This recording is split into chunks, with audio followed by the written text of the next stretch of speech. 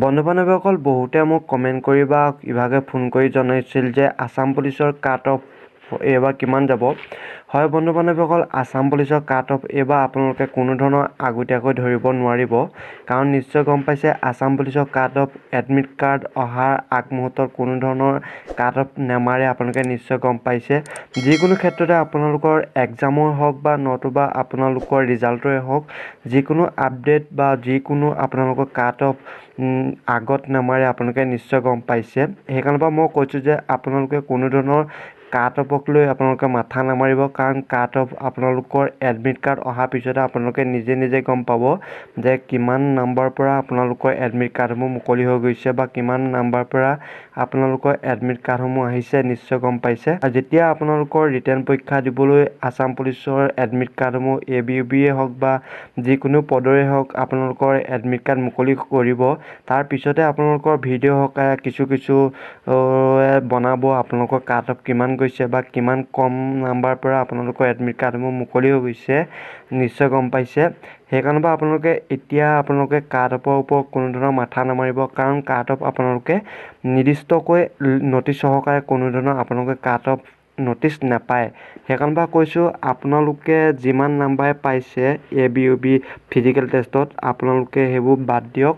আপোনালোকে কাৰণ আপোনালোকৰ এডমিট কাৰ্ড আহিব বুলি আপোনালোকে ৰিটেনৰ বাবে প্ৰস্তুতি চলাই যাওক, সেইটোৱে ক'ব পাৰিছোঁ আৰু নিশ্চয় গম পাইছে।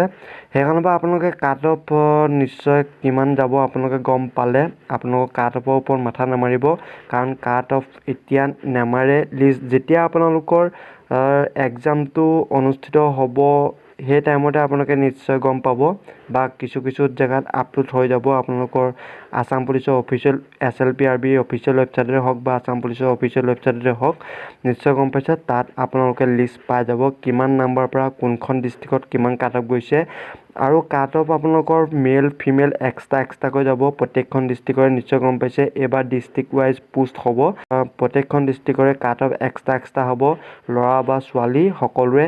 সেইকাৰণে আপোনালোকে যিমান পাৰে আপোনালোকৰ বেষ্টটো দিবলৈ চেষ্টা কৰিব। আৰু আহি আছে আপোনালোকে গম পাইছে ডিচেম্বৰ মাহৰ পৰা আসাম পুলিচ কামাণ্ডো পদৰো ফিজিকেল টেষ্ট অনুষ্ঠিত হ'ব।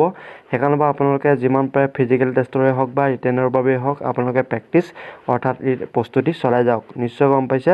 কোনো ধৰণৰ কাট অফৰ ওপৰত আপোনালোকে মাথা নামাৰিব, কাৰণ কাট অফ লিষ্ট পৰীক্ষাৰ আগমুহূৰ্তত নামাৰে, নিশ্চয় গম পাইছে।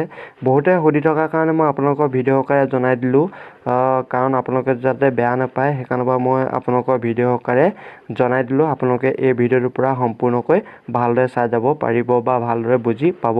আৰু কিছুমান ইউটিউবত ভিডিঅ' পাই যাব, সেইবোৰ ভিডিঅ'ৰ ওপৰত আপোনালোকে মাথা নামাৰিব। আপোনালোকে কাট অফৰ ভিডিঅ' নাচাবই, পাৰিলে আপোনালোকে কাট অফৰ ভিডিঅ' নাচাবই। আপোনালোকে যিমান ফিজিকেল টেষ্টত নাম্বাৰ পালে আপোনালোকে পালে, আৰু যদি কম হৈছে পিছৰ আকৌ ফৰেষ্টৰ আহি আছে পদ 600 পদ মুকলি হ'ব বুলি ডক্টৰ হিমন্ত বিশ্ব শৰ্মা ছাৰে ঘোষণা কৰিলে। সেই টাইমতে আপোনালোকে নিজৰ বেষ্টটো দিবলৈ চেষ্টা কৰিব, কাৰণ ফৰেষ্টত চিন আপ নাথাকে, আপোনালোকৰ লং জাম্প আৰু ৰানিংহে থাকিব, নিশ্চয় গম পাইছে।